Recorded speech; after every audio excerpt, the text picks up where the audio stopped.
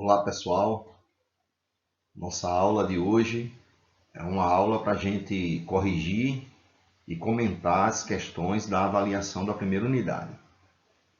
Interessante porque na medida que a gente corrige e comenta essa avaliação, a gente também está revisando e tirando possíveis dúvidas, né, a respeito dos principais conteúdos que foram estudados.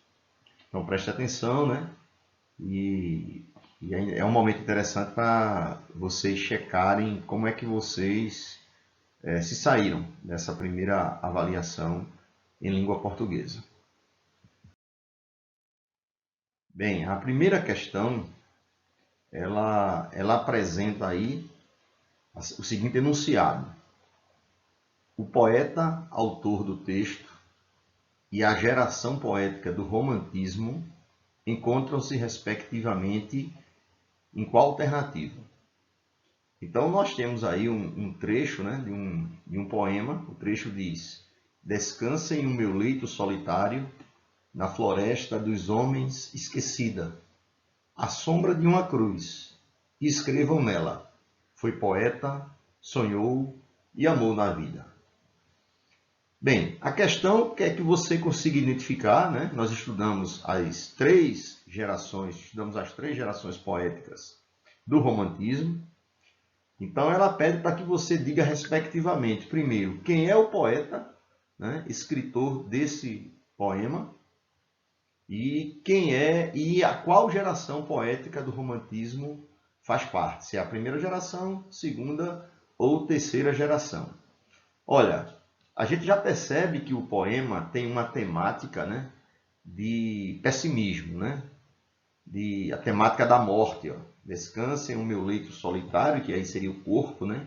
Na floresta dos homens esquecida, ou seja, nessa floresta esquecida dos homens, né? Seria o próprio cemitério. A sombra de uma cruz. Então ele pede para que se coloque o seu corpo depois de morto, né? E escrevam essa cruz que ele foi poeta, sonhou e amou na vida. Então nós temos aí um poema que foi estudado nas nossas aulas e vamos para as alternativas. Alternativa A diz que é Gonçalves Dias. Né? De cara, a gente já percebe que não é Gonçalves Dias. Né? Gonçalves Dias pertence à primeira geração. Ó. Gonçalves Dias, primeira geração, pertence. Mas esse poema, esse texto, ele não tem característica da primeira geração. A primeira geração era a geração indianista, né? Nacionalista. Letra B, Álvares de Azevedo, e o texto pertence à segunda geração. Acertou quem marcou. Letra B, é o gabarito da questão. Esse poema aí, Lembranças de Morrer, realmente o poeta que o escreveu é o Álvares de Azevedo, né? Que é o grande nome dessa segunda geração poética. A geração ultrarromântica, né? A geração do mal do século. Então não era a letra A, tampouco a letra C. Esse poema não é de Castro Alves. Castro Alves é realmente da terceira geração, mas o poema em tela aí não é do poeta Castro Alves. E a letra D falava em Gonçalves Dias, segunda geração. Gonçalves Dias foi um poeta da primeira geração, né? Principalmente com a Canção do Exílio, como um poema nacionalista, de tom nacionalista, e também nas suas composições, onde ele idealiza o índio. Vamos para a questão 2. Questão 2, nós temos aí um trecho do poema que diz: Oh, que saudades que tenho da aurora da minha vida, da minha infância querida, que os anos não trazem mais. Que amor, que sonhos, que flores, naquelas tardes fagueiras, à sombra das bananeiras, debaixo dos laranjais. Esse é um trecho aí do poema Meus 8 Anos, do Casimiro de Abreu. Vamos para a questão. A questão é bem clara. A temática desse poema, qual é? Qual é a temática desse poema? É um poema que pertence à segunda geração do romantismo, né? Casimiro de Abreu. Amor idealizado, não. A gente viu que o poema não fala de amor, das mágoas da infância, muito pelo contrário, ele não fala de mágoas da infância, né? A gente percebeu ali que ele fala da saudade, há um saudosismo, até porque O poeta Casimiro de Abreu era um poeta que o escapismo dele, né, era justamente a saudade da infância. Seria o poeta da infância, inclusive, era assim que ele era conhecido, o Casimiro de Abreu. Das belezas naturais ou das saudades da infância? Então, a temática, ó, a pergunta 2 dessa avaliação dizia: qual a temática do poema que nós acabamos de analisar? Acertou quem assinalou, ó, letra D. Saudades da infância. Né? Ficou muito claro ali que a temática do poema realmente era justamente esse, o escapismo de Casimiro de Abreu. Saía dessa angústia, desse pessimismo em relação à vida adulta que tinha, e ele ia buscar consolo, né, nas lembranças da infância.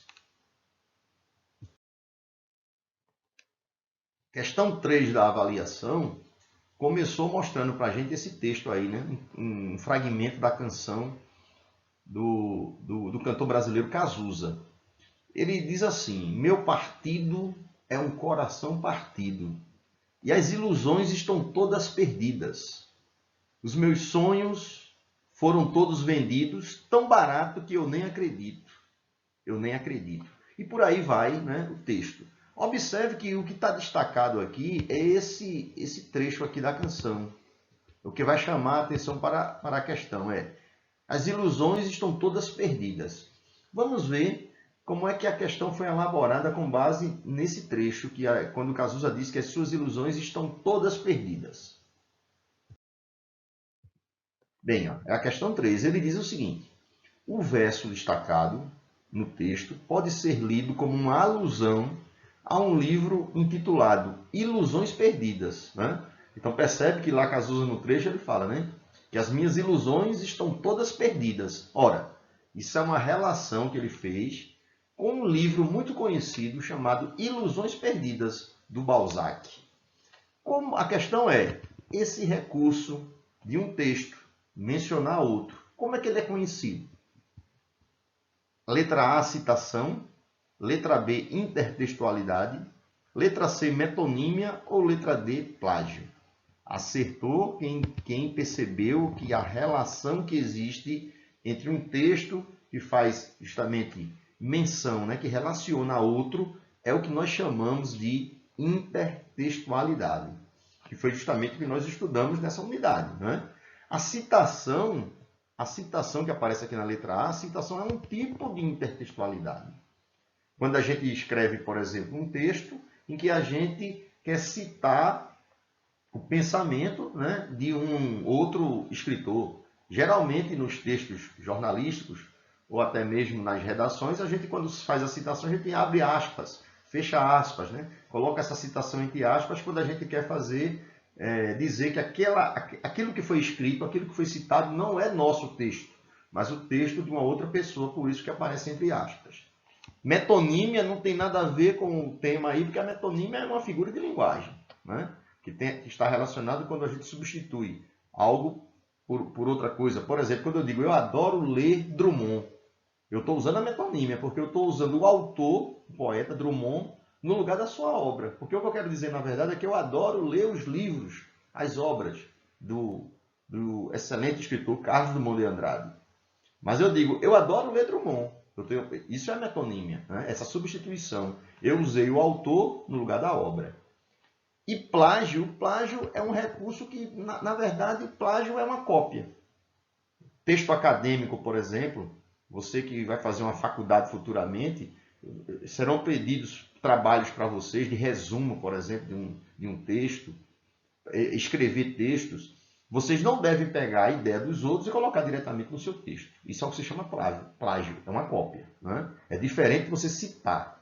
É por isso que existe o recurso da citação, para que você não precise copiar o texto de outra pessoa. Porque aí se você não disser quem é o autor, você está cometendo um plágio. Então, para a questão 3, acertou quem lembrou da intertextualidade, que é esse recurso, né, em que a gente pode fazer relação ao texto de uma outra pessoa, a um texto anterior. Vamos para a questão 4. A questão 4 diz: marque a alternativa que corresponde à característica da terceira geração poética do romantismo. Ó, terceira geração poética, nós estudamos na terceira geração poética o grande poeta dos escravos, Castro Alves. Estão lembrados, né? Então, já aparece a resposta correta aqui na letra A. Castro Alves era o grande poeta, o grande nome dessa terceira geração, que era chamada de geração condoreira. Estão lembrados? Condoreira justamente por conta disso. Ideal de liberdade. Na terceira geração poética, nós já vamos ter o quê? Uma poesia de engajamento, uma poesia de liberdade, uma poesia de cunho social e político. Foi o que Castro Alves fez de forma brilhante na sua obra Navio Negreiro, por exemplo. Então, a alternativa A era de cara logo a correta. Terceira geração poética era a geração condoreira, por quê? Falava de liberdade. Idealização do índio como herói nacional, isso daí é da primeira geração poética. Escapismo, a gente vai encontrar o escapismo como uma característica da segunda geração, a geração do mal do século. E o egocentrismo ela aparece principalmente na segunda geração também. Então, o gabarito para a questão 4, letra A, ideal de liberdade, quando a gente fala da terceira geração poética do romantismo. Questão 5, ó, sobre o poema Canção do Exílio de Gonçalves Dias. Marque a alternativa incorreta. Estão lembrados, né? Canção do Exílio, aquele famoso poema do Gonçalves Dias, né? Minha terra tem palmeiras, onde canta o sabiá, as aves que aqui gorjeiam, não gorjeiam como lá. E por aí vai Gonçalves Dias, né? O eu lírico desse poema só fala da sua saudade. Saudade porque quando Gonçalves Dias escreve Canção do Exílio, ele está em Portugal, né? Ele está longe do Brasil. E aí ele se refere ao Brasil sempre valorizando essa terra natal. Então o poema Canção do Exílio é um poema repleto de quê? Patriotismo, nacionalismo, e que para ele expressar esse nacionalismo, ele valoriza as belezas naturais do seu país. Então é incorreta. Letra A diz, é incorreto a valorização à natureza brasileira. Não, isso aí está presente na Canção do Exílio.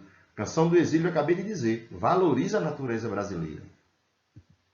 É um texto saudosista. Isso é correto. A gente está procurando a incorreta, porque Gonçalves Dias ele demonstra todo um saudosismo, a saudade, né, que ele tem da terra natal, da sua terra, que é o Brasil, onde ele coloca o Brasil como a natureza mais bela do mundo está no Brasil, tudo no Brasil é mais belo, principalmente ele realça com esses elementos naturais, né? A fauna, a flora brasileira sendo supervalorizada. Então é um poema saudosista. Isso é correto. Letra C. O tema é tratado de modo emotivo. Sim, isso é correto em relação à Canção do Exílio, porque ele demonstra toda a emotividade, né? Toda a emoção que ele tem em relação ao que ele fala, né? Esse amor à terra distante, esse saudosismo, esse nacionalismo todo que ele tem. Então, acertou quem disse que a alternativa incorreta está na letra D. Ó, dizer que Canção do Exílio expressa o ultrarromantismo. Não, o ultrarromantismo ele foi típico realmente da segunda geração poética. Mas o poema Canção do Exílio pertence à primeira geração poética, não pertence à segunda. Letra D, gabarito da questão 5. Essa questão 6 agora, bem interessante. A gente fala mais uma vez sobre intertextualidade, estudantes.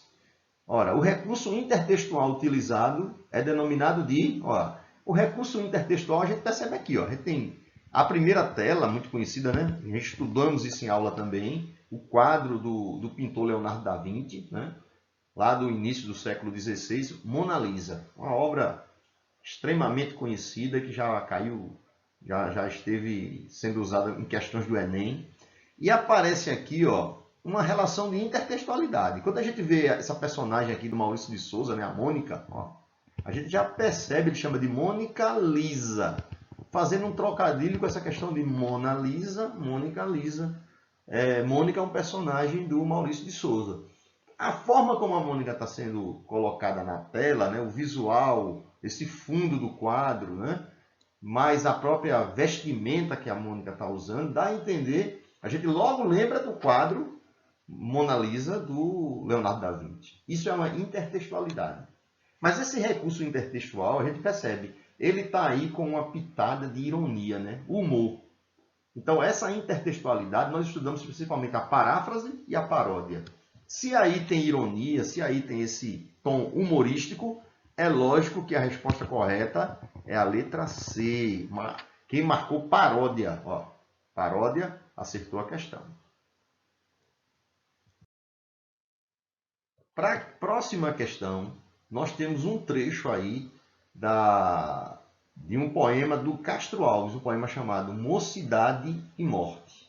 Castro Alves, nesse poema, diz: eu quero viver, beber perfumes, na flor silvestre que embalsama os ares, ver minha alma adejar pelo infinito, qual branca vela na amplidão dos mares.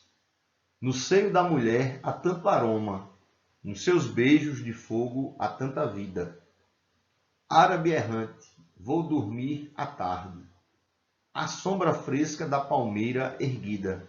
Mas uma voz responde-me sombria: terás o sono sob a lágia fria. Então, estudantes, esse poema, esse final aqui, quando ele diz, ele começa a falar, né, de toda essa questão do envolvimento amoroso. Ele diz que no seio da mulher há tanto aroma, né? Então a gente já começa a perceber que no poema fala dessa questão desse desejo, nos seus beijos de fogo há tanta vida, né? Mas ele diz que quando repousa a sombra da palmeira, ele escuta uma voz, né, que responde de forma sombria. Aí já tem aquela questão de um certo pessimismo no texto. Por que essa voz com esse tom sombrio? Porque terás o sono sob, abaixo da laje fria. A laje fria aí representando o túmulo, né, o sepulcro. Então a palavra sono aqui, terás o sono, esse sono aí está simbolizando o quê? Morte, né? A morte sob a laje fria. Nesse poema, Mocidade e Morte, Castro Alves ele traz um pouco daquela característica da segunda geração poética. Então quem conseguiu perceber isso acertou a questão. Vamos à questão. É uma questão inclusive do Enem de 2001. Esse poema, como o próprio título sugere, aborda o inconformismo do poeta com a antivisão da morte prematura, né? Ele via ali tanta juventude, né? Os amores, né? Os beijos ardentes das mulheres. Mas aí tudo isso entristecia devido à antivisão da morte. Agora a questão pergunta, a imagem da morte aparece em qual palavra? Embalsama, infinito, dormir ou sono. Como a gente viu lá no finalzinho do poema, quando ele fala que terás o sono sob a laje fria, ou seja, o sono quer dizer a morte. Sono aí no poema do Castro Alves é sinônimo de morte. Acertou quem conseguiu perceber essa relação e marcou letra D.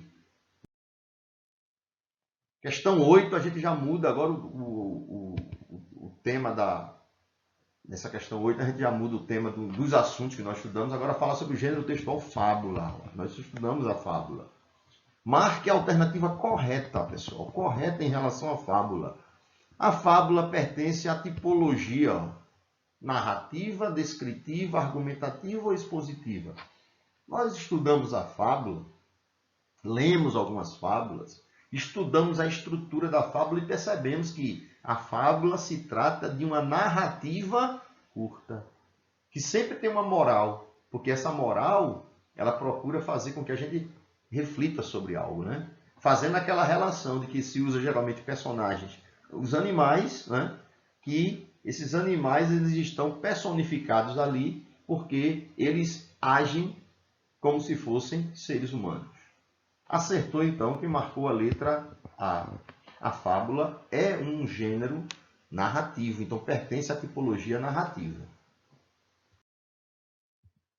A questão 9 diz: com base nas características da primeira geração poética do romantismo, marque a alternativa correta. Então, correta em relação, à primeira geração poética, aquela geração indianista e nacionalista do Gonçalves Dias. A correta, marque a alternativa correta. A letra A diz: o poeta que mais representa essa geração é Gonçalves Magalhães. Ó, o erro está aqui. Gonçalves Magalhães ele foi importante porque a primeira obra, né, que abre o romantismo é justamente o livro Suspiros Poéticos e Saudades. Então, Gonçalves Magalhães ele é mais conhecido por ter sido o autor que tem a obra que marca, né, meio que pedagogicamente, esse início do romantismo na primeira geração. Mas o grande nome do romantismo da primeira geração não foi Gonçalves Magalhães. Foi Gonçalves Dias. Então, letra B, expressa um culto à figura do índio e ao nacionalismo. Ora, estamos falando aqui, minha gente, da primeira geração poética do romantismo. Essa geração, ela expressa um culto à figura do índio, né? O índio é idealizado como um herói nacional e o nacionalismo, extremamente correto. Letra B é o gabarito dessa questão. A letra C dizia que pessimismo e tédio e atração pela morte faziam parte da temática da primeira geração. Errado. Essa temática aí é da segunda geração poética. E a letra D diz que o ideal de liberdade fez essa geração ser denominada geração condoreira. Não. Esse ideal de liberdade gerou condoreirismo, isso é da terceira geração poética. O gabarito da questão 9 é a letra B. Acertou quem marcou a letra B. E na última questão, voltando a falar sobre fábula, nós estudamos o texto, vocês conhecem muito bem o texto, O Lobo e o Cordeiro, né? E perguntava quais as afirmações corretas, né? Marque as afirmações corretas em relação a essas três afirmações aí. A primeira diz, o texto é uma fábula, O Lobo e o Cordeiro. Nós lemos esse texto, é uma fábula, pois a partir de uma pequena história envolvendo animais, há uma lição a ser retirada dos fatos relatados. Ora, não está correto. 2 diz, no texto há a representação dos estereótipos do comportamento humano. O lobo representando a força e o poder, e o cordeiro representando a inocência e a injustiça. É justamente isso que é retratado realmente nessa fábula, o lobo e o cordeiro. Então, 1 e 2, correto.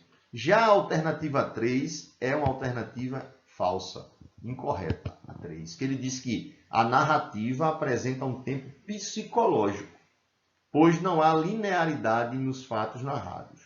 Nós estudamos que nas fábulas, geralmente, predomina a narrativa cronológica, porque é uma narrativa curta.